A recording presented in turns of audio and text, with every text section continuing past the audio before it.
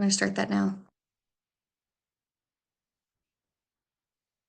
And I want to thank everybody for being here today. This is the third day of the third annual Pierce County Affordable Housing Week. So if you've been to any other events or panels, thank you for engaging with these topics, engaging with our work and the work of our partners and friends in the housing industry. And we're welcoming two great panelists today. Our panel discussion today is titled Building Affordability, Preserving and Producing Rental Housing That Works. And today's virtual panel is sponsored by the Beacon Development Group, Foster Garvey, LMC Construction, Walsh Construction, and Von Bay Construction. And we'd also like to extend a special thank you to our housing champion, the Tacoma Housing Authority, for their support with this week's events and celebrations and participating in these panels. I would like to start with the land acknowledgement as well. We gratefully honor and acknowledge that we are on the traditional lands of the Puyallup people. They are still here today and continue to thrive in their communities. This acknowledgement is one step towards true allyship, and we are committed to uplifting the Indigenous voices and reflecting on histories of dispossession. Let us remain dedicated to the cause of social justice for Indigenous populations. And this week marks the beginning of 2025's Pierce County Affordable Housing Week. We're in the middle of it now. This year's theme emphasizes the range of housing options from emergency shelters and homelessness to home ownership and everything in between. It highlights various types of affordable housing, the community stakeholders involved, and the local needs for these housing options. Through these conversations this week, we were challenging you to expand what you understand as the word what home means and recognize the diverse paths through which people take to get there to their version of home. Through panels, tours, and community events this week, we're going to explore how to create a Pierce County where everyone has a safe and stable place to call home. And you can engage with more of these topics this week. We've got a couple of other panels, other in-person and virtual events, and a reception on tomorrow evening. If you would like to engage with any of that, and look at our calendar, please visit our website. We're going to put a link in the chat for you. And for a little bit of setup for today's panel, it is a panel discussion. We're going to start briefly. I'll introduce the topic. I'll briefly introduce our panelists, and then let them have a few minutes to discuss their role, their organizations, and their insight from some of their work. After we've had a moment for them to speak, I'd love for everybody to engage in a conversation, throw your questions out here. You're welcome to throw questions into the chat, write them in the chat. You could raise your hand, come off mute, and engage in discussion. And real quick, let me introduce myself and the organization that I represent today. My name is Casey Twiggs, and I'm your host. The Affordable Housing Consortium is a nonprofit membership-based agency that provides public education, advocacy, and support for the expansion of affordable housing throughout Pierce County. We do this by educating the public on the need for affordable housing, hosting virtual events such as this one, sharing information with the public, and advocating at the state and local level for policies and funding that support the creation of more affordable housing, as well as bolster the work of our members. We have about 75 members, dedicated members, ranging from housing developers to individual advocates. And our organization works tirelessly to foster communities that everyone can access safe and affordable homes. And a little bit of setup for today's topic. Today's topic focuses on affordable rental housing. Affordable rental housing is long-term income restricted housing for households earning between 30% to 80% of the area median income, or AMI. These units are made possible through housing tax credits, nonprofit development, and public subsidies. In Pierce County, affordable rentals are in high demand among working families, seniors, and fixed incomes, and essential workers, as well as many others. Local developers like Mercy Housing Northwest, Tacoma Housing Authority, and LASA have helped expand the supply for these crucial types of units. And the demand for affordable units in Pierce County in by 2044 is estimated to be over 20,600 for those between 30 and 50% AMI, and about 16,000 for 50% to 80% of AMI. And with that, we are gonna roll into our panelist discussion. Our two panelists today is Jason Scales, the Executive Director for LASA, and Ken Short, Director of Asset Management and Real Estate at the Tacoma Housing Authority. Jason, we're gonna start with you. If you wanna, I don't think you have a presentation, but yeah, feel free to share about your organization, you, and what you guys are doing.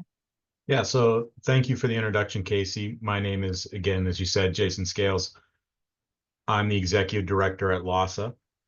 And LASA, we are a small organization in Lakewood. We work in kind of the housing and homeless services space, and we do that a number of ways.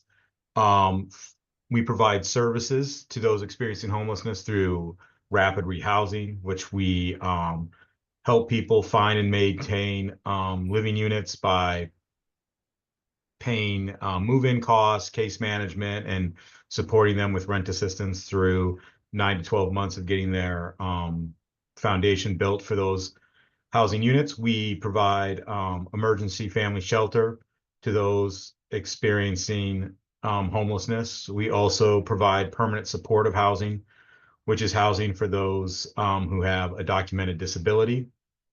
We also, this year, just opened a hygiene center, which we have laundry and showering services for those experiencing homelessness. For this particular panel, and what we do is LASA owns, operates, and develops affordable housing. We currently have 37 units of affordable housing. That includes kind of two different apartment complexes. One it's permanent supportive, one that's just for low income. And then we have a number of single family homes and duplexes scattered throughout the county as well, where same thing as just those who have limited income or low income as well. And then we are in the process of developing 26 units of affordable housing on our campus, which we will in theory break ground in July of this year. And so we're just kind of dotting some I's and crossing some T's on the final contracts and funding for that. But that's where we're at. We're going to build those 26 units starting in July. It takes about 14 months.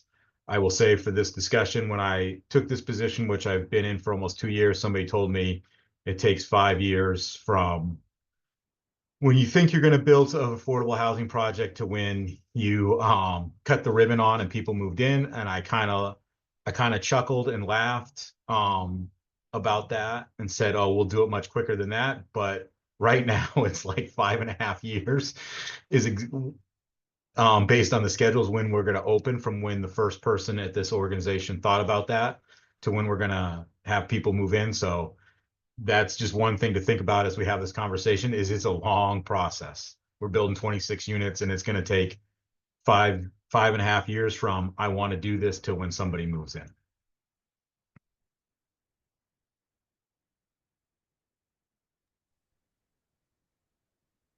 Thank you, Jason.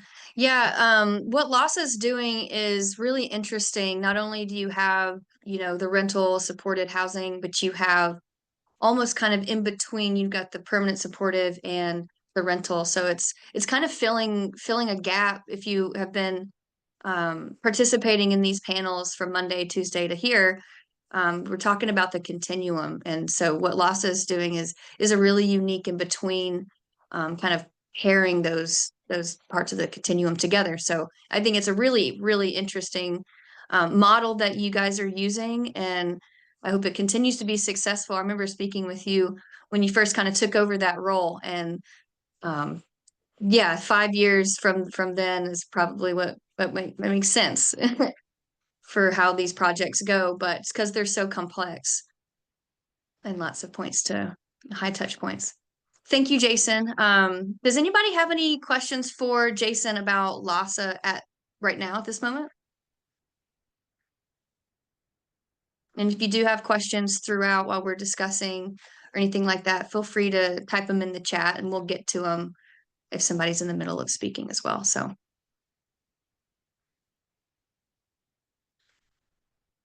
Ken, are you ready to speak about what you guys are doing over there at Tacoma Housing Authority? So again, my name is Ken Short. I work with Tacoma Housing Authority. I primarily do asset management and real estate development through a team of people who do most of the work, and I'm just lucky to be part of that. But Tacoma Housing Authority, we have a little over 1,200 units, apartments that we actually own. And then we have another, I think it's about 2,800 vouchers that we issue for households that are living at other sites that we don't own. So combined, we help about 5,000 households in the area with housing, which is wonderful that we get to do that. It's also vastly in need of more. I mean, that's a drop in the bucket of the people that actually need affordable housing. So I know like Jason and us and Mercy Housing and so many others, there's just such a wide gap that it's a never-ending journey. Within Tacoma Housing Authority, we have a couple of, I'll just talk real quick. We had a property we just delivered. It was brand new construction. It's 231 apartments. It's in the Hilltop neighborhood of Tacoma. We're currently leasing up the second building of that. As we speak, it's about half occupied. We also are partnering with several different groups for a property called Aviva, which is James Center North. And so we have Mercy Housing is building apartments that are 30% AMI and below. We've got another group called Related, which is building a property of 60% units. And then we also have Co's, which will be building 80% units. So it'll add a nice number of apartments to the Tacoma housing market at different AMIs, which will be incredibly helpful. We also have another project that it's a little earlier in the process, but we're partnering with Bridge Meadows to build intergenerational housing. And then on that same piece of land, we're looking at partnering with somebody to do some affordable home ownership units, and then also some affordable apartments. So again, it'll be a mix, a little smaller scale than the Aviva project, but again, it'll add some much needed housing to the area. We won't actually own any of those properties. We're partnering with these people. The land will either be sold to them or leased to them, and then we'll have a very much a hands-off partnership where we're just helping facilitate and get the properties built. And then the third project we have going on right now is we have a property called Salishan that is huge. It's an enormous property. We're taking 3 phases of that and another property. So it'll be a little over 400 units that we're doing what's called a resyndication, and we're reapplying for tax credits. We're putting other funding into that, and it's a full renovation. The property is old enough now. It needs new roofs. It needs new siding. In a lot of areas, it needs new kitchen cabinets, needs appliances, all those things, just as the life of the property has now kind of reached that point where it needs a lot of work to get back up to a high standard. And so that's kind of what we have going on right now. We're exploring a lot of other opportunities with partnering with people. We're looking at land. We're talking to different groups. I mean, we're trying to do whatever we can to navigate the current climate and try to still move forward with development and trying to add more apartments to the community. Yeah, thank you so much, Ken. It's interesting to hear about Salishan. I mean, it's impressive. If anybody in the room's ever been to, Swan Creek Dog Park or anything like that, I mean, you're in Salishan, and Salishan does have home ownership opportunities within it, correct? Yeah, yeah. Yeah, what Tacoma Housing Authority does is fantastic, and you can see it, especially in Hilltop where I live. We've got Housing Hilltop right there. some of the more recent developments that you can see going up around you. And I wondered if one or both of you might be able to touch on if people in the room may be able to see some of these developments, have maybe been in the room all week, hearing the difference between temporary shelters and permanent supportive housing and different types of housing. So now that we're into rental housing, can you guys talk a little bit about the building process, the development process, and how your organizations are involved, what parts of it you are involved in what situations, and how does that differ from market development in terms of complexity, if either of you want to touch on that. Jason, do you want to talk about your project? Or do you want me to go? I'll go first because I also want to talk about how great Tacoma Housing Authority is being a partner and propping up smaller housing developers like us for LASA. One of our apartment complexes, we do get support through TCH vouchers, project-based vouchers for those units for people. And another one of our complexes is a partnership that THA built and developed for us, and then after a time period turned it over to our ownership. So they do a good job of building up and supporting especially smaller organizations and getting into this affordable housing market. So big thank you to them.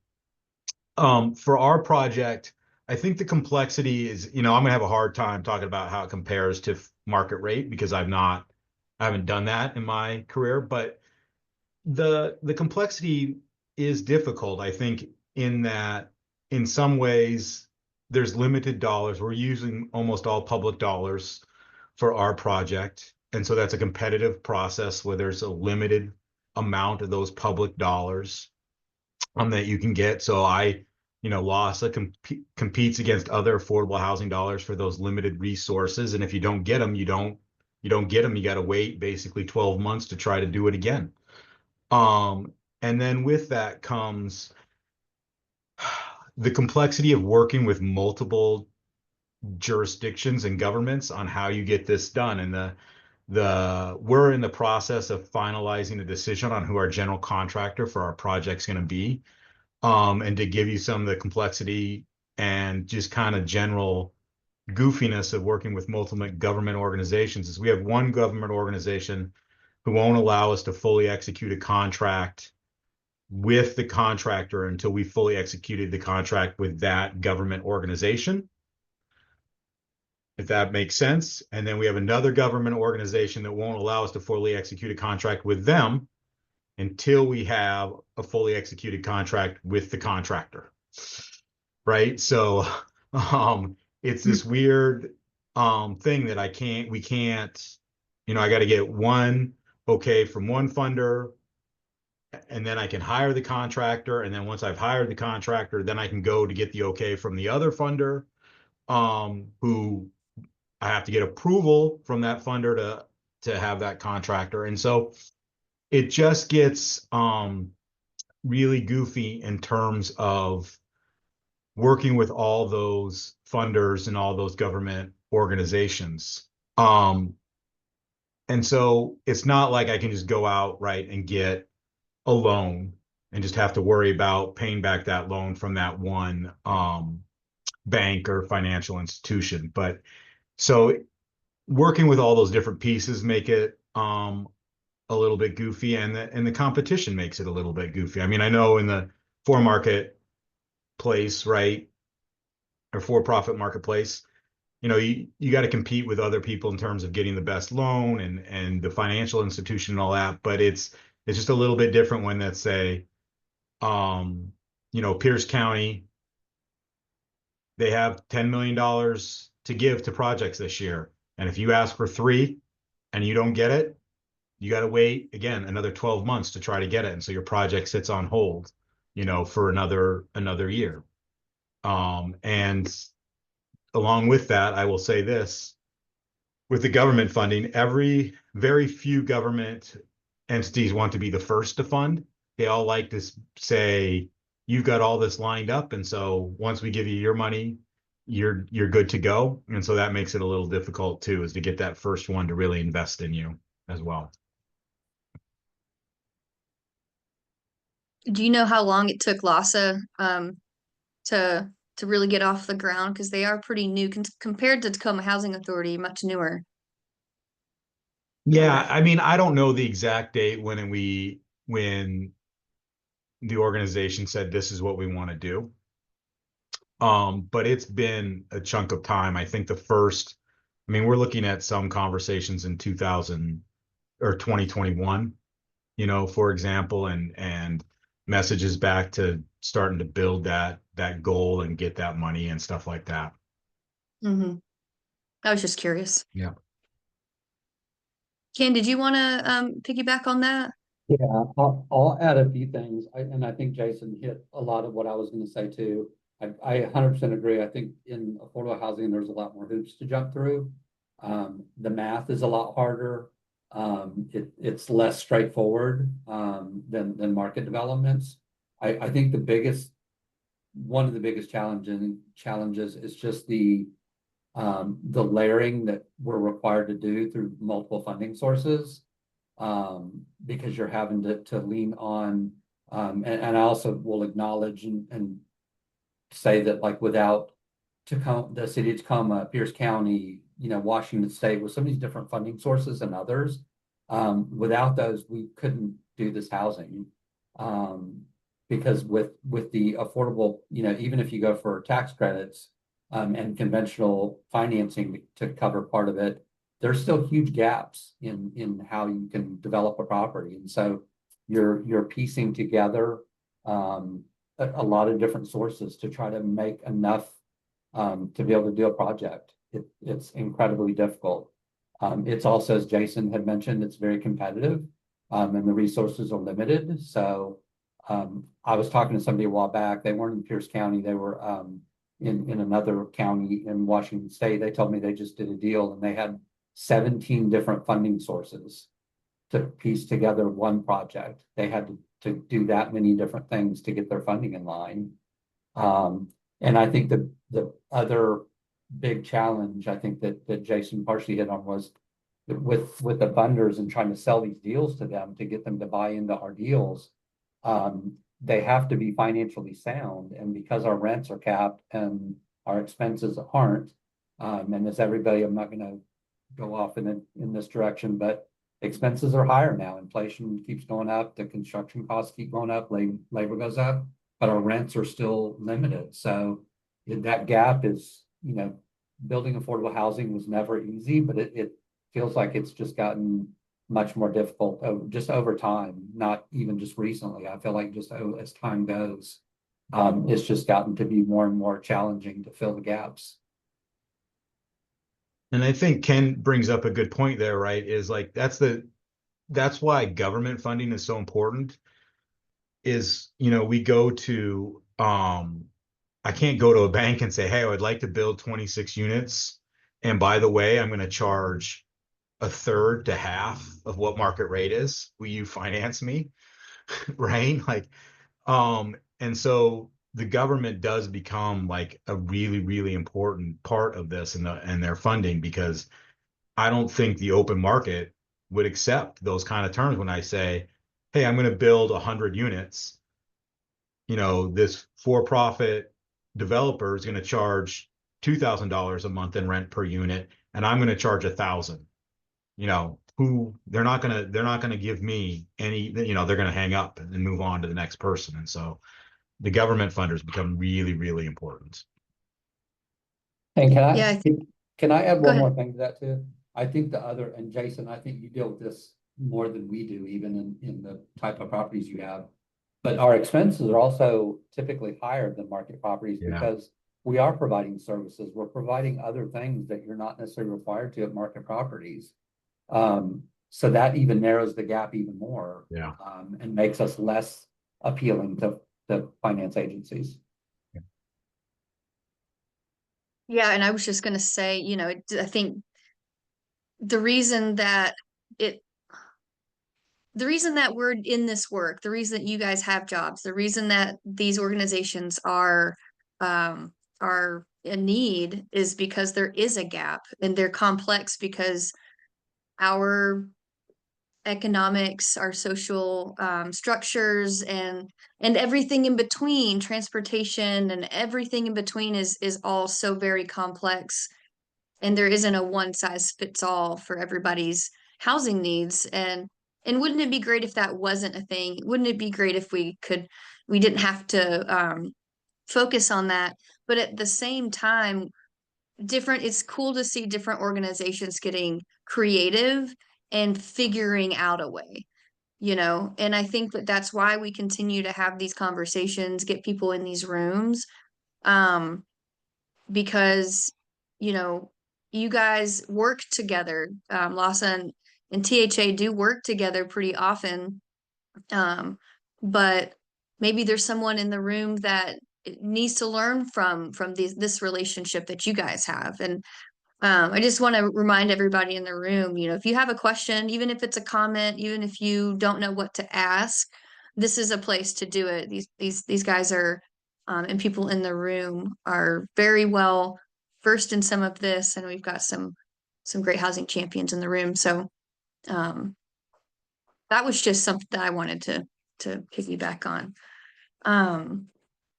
I wanted to move a little bit into, I think when I talk to people about rental housing, and we talk about subsidized housing, Section 8 housing, what I talk to people about is, and what I've gotten calls in my work trying to find housing, you know, 211 coordinated entry is Pierce County's entry point. But what I've heard from people is there's either too much need or there's not enough support connecting the need. Can either of you touch on that in your experience and what you're seeing? Yeah, I'll do that. We, like I said in the opening, we do provide other services for people who don't have housing as well. And we probably get on average, I would say 7 to 8 calls a day asking if we have an opening or asking if we can help somebody get into housing. Right. And so we have to refer them to other places. We have to refer them to coordinated entry to get into that system and all that stuff. And that can be a brutal wait and a long wait, depending on your situation. I will say the other thing that has just started happening much more often in the last, I don't know, I would say month and a half, is we just have a bunch of people just coming into the office and just saying, hey, I see you have apartments here. Are you renting? Right. It's just, there were 2 yesterday, just, people just stopped by, said, I'm looking for a place to live. I don't have a place to live. I see you got apartments here. Are you guys renting? Right. And that's been something that's been new to me here. It's just people walking in and saying, how much do they cost? How do I get into these units? So I think it is a very tough, if you don't have a place to stay, if you don't have the money, because to get into a new unit to move, you're talking somewhere between, depending on what you're looking at, 5 to 7 grand just as move-in costs. And if you don't have that right now, it is really, really difficult to find a place. Yep. Ken, do you want to touch on that at all? Like what you guys are seeing at THA, in terms of like wait lists and things? Yeah, I mean, and that's not my area, so I don't have exact numbers, but I'm involved enough to know that like when our wait list opened up, I mean, it was a flood of people that had applied.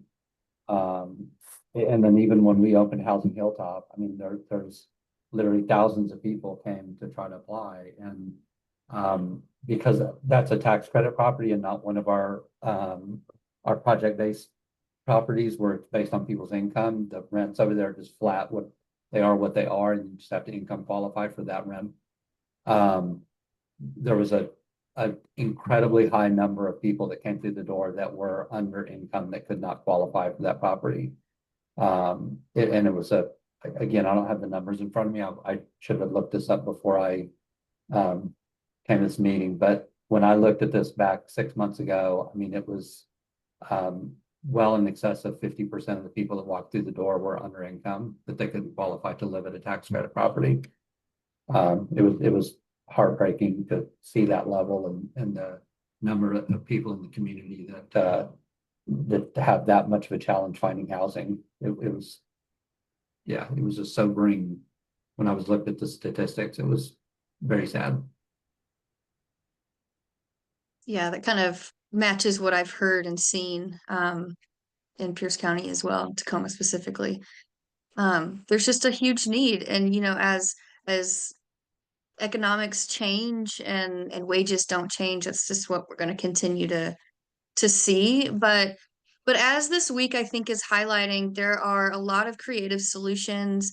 These organizations, I mean, we live in a really unique part of the country where a lot of this work is being done on such a large scale, and so many different organizations. I think that's something to be proud of, and just knowing that we live in a place that's working on these issues and will continue to work on these issues. I think it's in those sobering moments, it's nice to think about it in that frame of mind a little bit to help you keep going.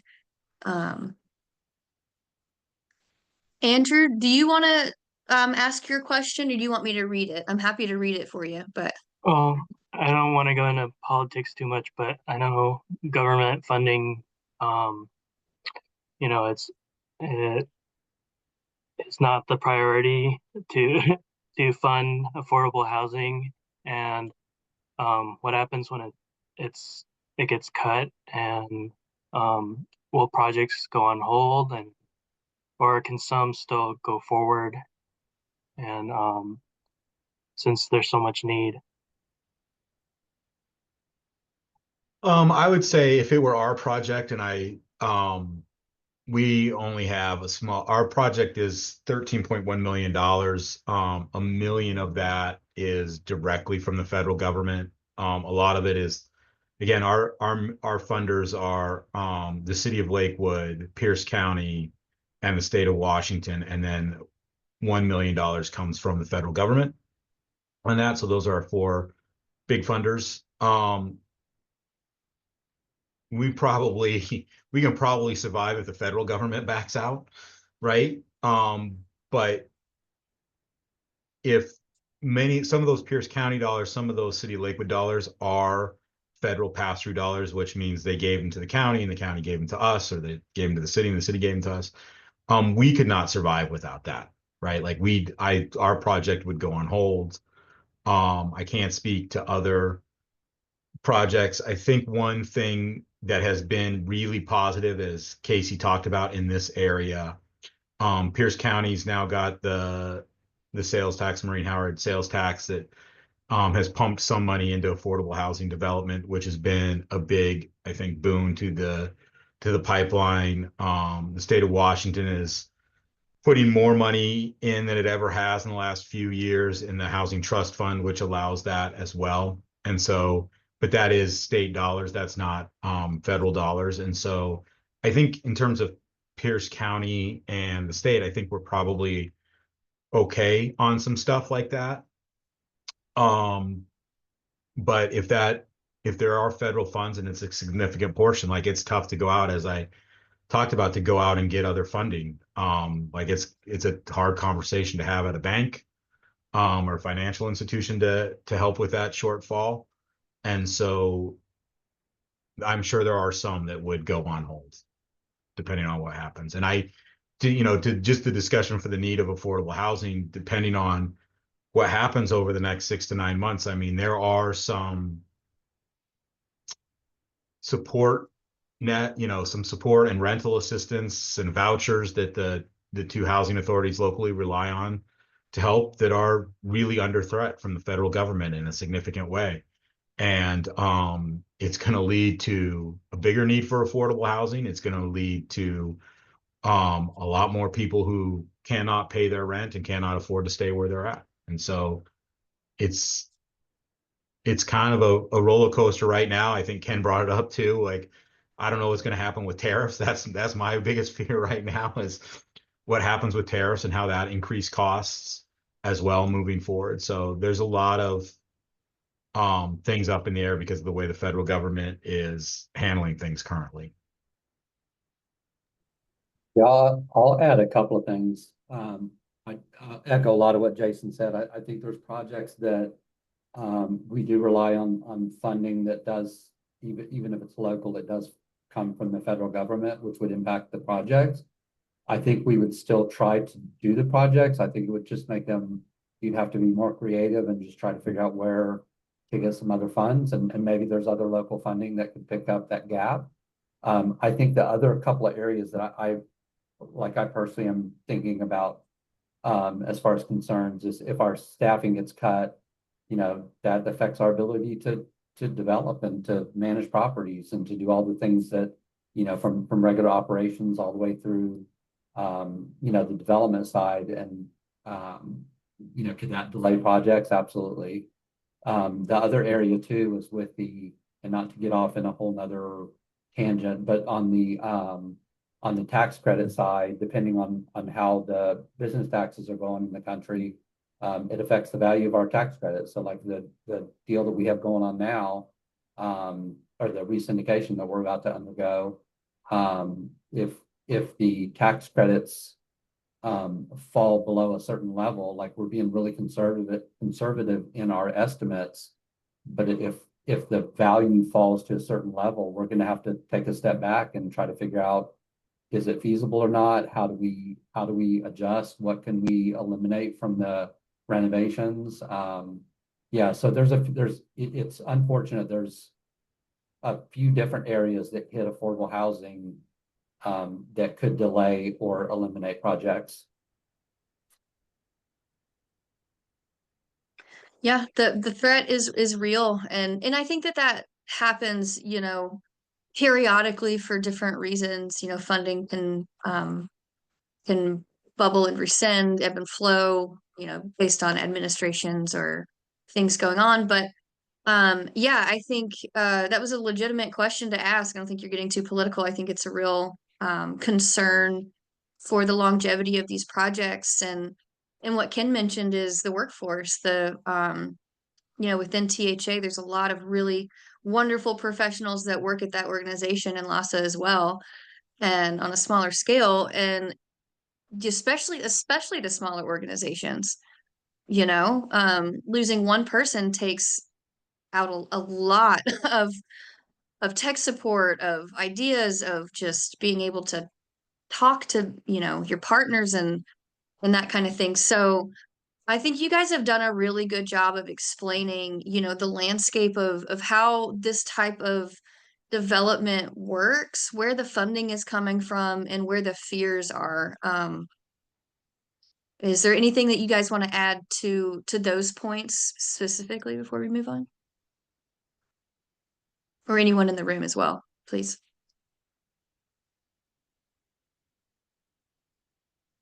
Great. Yeah, I mean, it's a complicated conversation, and like I said, I think it depends on lots of creative conversations, lots of creative solutions, and money. Funding has to flow, and that's kind of the thing that we're dealing with right now, But I do want to touch on, so we've talked a little bit about some of the fears, about some of the barriers, to development, to more development, preservation, and that sort of thing. But I would love an opportunity for you guys to highlight some of your residents in any sort of way, like the dynamics that you have noticed within your organizations, the um success stories that you interact with, or or anything of the sort, so we can try to end on a positive, less dismal note as we exit this conversation. I'll share one thing. I will just throw this out there and say I am very much separated from the day-to-day operations, which is unfortunate because that was such a big part of my life before. Now I feel like I'm kind of in the background a lot more, and so I'm less hands-on as I used to be. But I will tell you, so a while back, when Housing Hilltop was delivered, I just one day was walking across the street to grab lunch, and it was when we were in the initial phases of the lease up, and I was walking a couple blocks from our office, and I saw a lady walking towards me. A gentleman was beside her. She had the brochure for Housing Hilltop in her hand, and I recognized it. And she was talking to the gentleman, and as we're walking by, we made eye contact, and I was like, "Oh, what did you think about the building?" She didn't know I worked for THA. I mean, it was just a random two people crossing paths on the sidewalk. And we stopped and talked for a minute, and she was telling me that, she stopped by the property. She said she was in a really bad living situation right now, and she got an apartment there. She's going to be moving in a few days. And like, she was just filled with like joy and happiness and relief and all those things. And I mean, it was such a touching moment for me to be able to see the results of some of what we're doing, because I don't get to see that all the time. I hear the numbers. I obviously hear the statistics and all that. But it was incredibly touching to actually see one individual out of hundreds that's going to benefit from that property, to make all the work worthwhile. So that was my big thing recently that was really positive in the affordable housing world.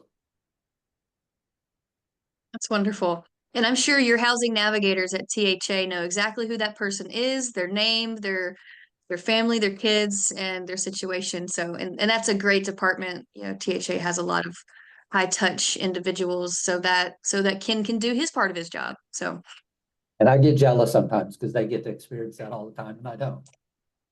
yeah. Everybody plays their part. Jason, any final words? Yeah, well, I mean, I think, one of the reasons why I am in this work and do this, right, is I really believe having a safe and stable place to live is the foundation to build a life on. And it's hard to move forward in employment, in education, in anything, if you don't know that you have a safe and stable place to live. And so we see that all the time. You know, we have one of our big success stories is that I'll just put a thing in or I'll just put this plug in. We have our annual fundraising breakfast on May 3rd or May 21st at 7:30 a.m. If you want to go to our website and sign up, and you'll hear the story of this family, right? About they started in as a group that were living in an encampment, came to our shelter, then moved on to one of our properties, then spent years there building their life. They've now both got great jobs. They have a family. There's a really touching thing in the video about how they said all they wanted was a place where they could have a dog, and then of course the dog walks right in the shot, right, of the video. But they purchased their first home, right? And so now that is really, owning a home is really a way to change generational wealth for families. And so that's a really great story. But we see so many people that are just really good people, work really hard, have great families, really, I put it in, just really want the best for their children, especially, right? And they just have jobs where they're not working at Amazon and they're not working at Microsoft, where they're bringing home six figures, that they just need a safe and stable place to live and to build their future for their children. And we see a lot of great families like that in our houses and our units. And I think one of the great things is how many of the people that we have in our affordable housing units, how many of them are here for years, right? They're there for years building that foundation and having that safe and stable place to live. And we see the great outcomes, especially with their children, right? And so it just really makes a long-term difference. And I would say, one of the big benefits of affordable housing, right, is if you look at it, as I talked about, you get all that government funding, right, and all that, in theory, that taxpayer money that comes to you is the money that gets put back into that system by the success of those families and what they add to the community, and especially what that next generation adds to the community, because they've had that opportunity to be successful educationally, to be successfully in employment, and just adding all that benefit back into the community. It really makes a huge difference, not only for those individual families, right, but for the community as a whole. That was really well said. And absolutely, you know, and as we've continued to, if anybody joined us last year for Affordable Housing Week, you know, we talked about how housing and housing insecurity, or the potential to be housing insecure, that touches so many aspects of everybody's life. Transportation, you know, going to school, K through 12, higher education, rental, homeownership, everything, and personal health. All of this has been studied. All of it is well documented to support housing first ideas, and I think too what we talked about. If you were maybe joined us on Monday or Tuesday, we discussed. You know, we're talking about the continuum of housing this week, and maybe maybe a home ownership situation is not your end goal. Maybe that doesn't have to be somebody's end goal. You know, there are plenty of great rental properties that people live in throughout their life. And I live in a naturally occurring affordable housing right now. And there's going to be a senior affordable right behind my house. And, you know, it may be a stepping stone for me, and it may be the end goal for other people. Everybody is different. And I think that it's uh, supportive of our community when we support different housing options. And that's what these conversations are about. And I really appreciate Jason and Ken for being here today, everybody in the room, for tuning in to this conversation. You obviously are either interested or dedicated to this conversation, so I'm glad to have you here. And we're gonna. It looks like Tim Walter took off. Did you want to say something, Tim? I was just going to say that I'm familiar with the nature of the work that Ken and Jason do and just how hard it can be. And I'm just very grateful, for the expertise that they bring. It takes a lot of work and a lot of creative thinking and a lot of persistence to bring things to fruition. And I'm just grateful, for all they do. So thank you. Thank you for saying that. Yeah. Do we have any last minute thoughts, questions, or anything like that in the room? I'm sure that Ken and Jason would be willing to connect with you as well. If you guys are interested, you can throw your emails in the chat. And then if you guys want to get in touch with the consortium, you want to get in touch with me, we have an email that you can contact as well. We'll throw that into the chat in just a moment. But yeah, I hope that you'll continue to engage with these conversations throughout the week. We've got a lot of other good events and discussions happening. And most importantly, tomorrow at 6 p.m. at West on the Waterway, we're going to have our reception for this week, having it on Thursday. So Friday's a little, not on Friday, before we have a nice weekend, hopefully. But we would love for you guys to participate and come and hang out and network and chat with us. It's going to be at 6 p.m. We've got the link in the chat as well. So hopefully we'll see you there. Otherwise, you can find this recording or share this recording with anybody that you want to share it with once we post it onto our YouTube account. So give that maybe a week or so, a few days, and we'll get all of these up. And hopefully you can share them to other people that you know.